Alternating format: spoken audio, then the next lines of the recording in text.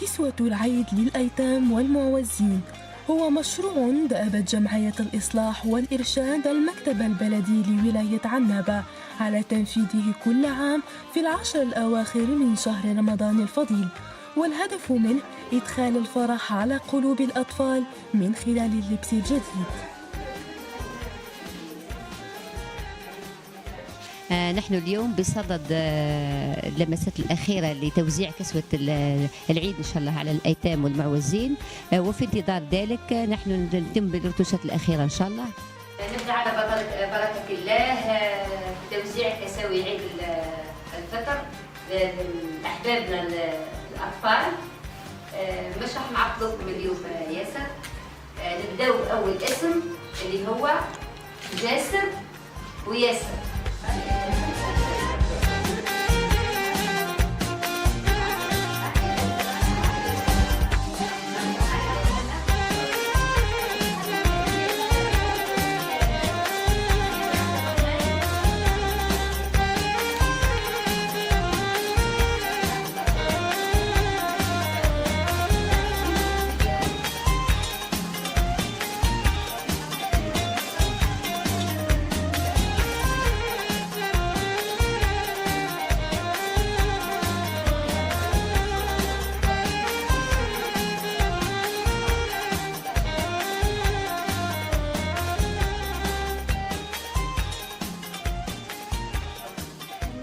السلام عليكم، بسم الله الرحمن الرحيم، والصلاة والسلام على رسول الله الكريم. وش نقول لكم؟ أنا نقول لكم بفضل ربي رانا لهنايا مجمولين في القاعة هذه، ونشكر الأخت منيرة، هي بنتي حقيقة بنتنا وأختنا، ويعني ما شاء الله، وأم الأيتام والمعوزين وما شاء الله. ونشكر الإرشاد اللي جامي طبطبنا على باب واحد وقربنا اللورة، والحمد لله. نشكر المحسنين والمحسنات اللي نقصدوه ما يقولناش لكم اللورة، والحمد لله رب العالمين. نشكر الله وبفضله أنه جعلنا من جنود إن شاء الله لفعل الخير.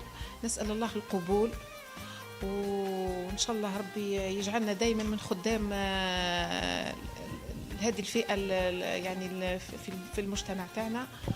ونشكر جمعية الإرشاد والإصلاح اللي فتحت لنا الباب ويسرت لنا أن نقوم بهذا العمل، وكذلك نشكر اللجنة القائمة على هذا العمل واللي أصبحت أسرة متحدة على فعل الخير.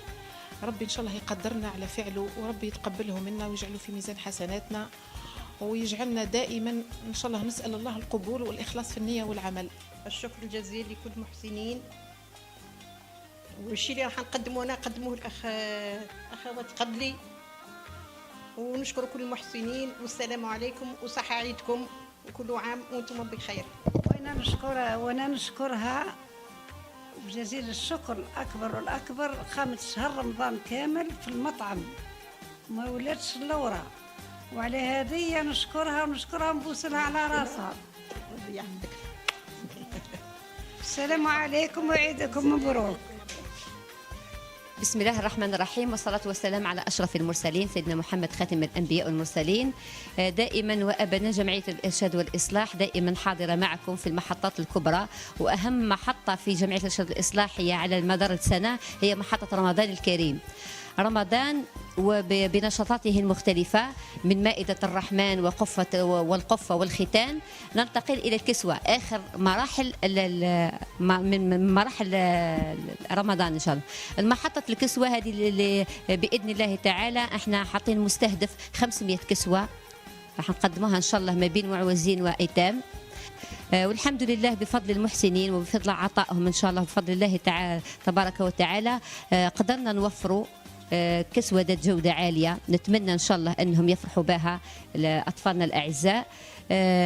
نشكر يعني بصفة خاصة جدا اللجنة الاجتماعية، وعلى رأسهم أمنا الحاجة زكية ربي يحفظها إن شاء الله، والحاجة منيرة يعني حابه نشكرهم بالاسم باش ما نعطي حتى واحد نبخس له حقه. نشكر فارح جميله، سهام عباسي، حسينه عباسي،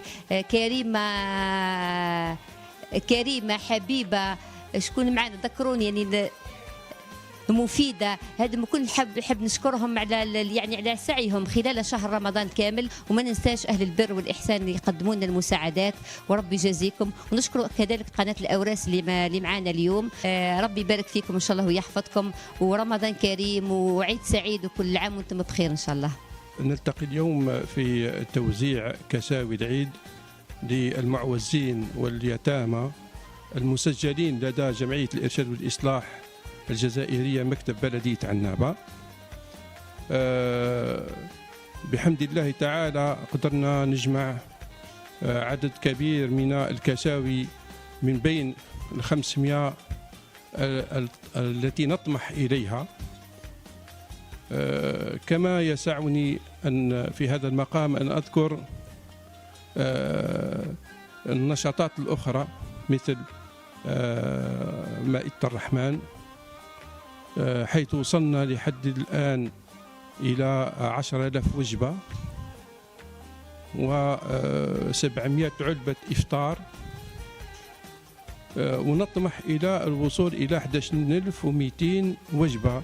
نشكر اللجنة الاجتماعية للمكتب البلدي عنابة، وعلى رأسهم الحاجة زكية والأخت منيرة رمضاني، وأمنا كذلك منيرة، والبقية كثيرة جدا.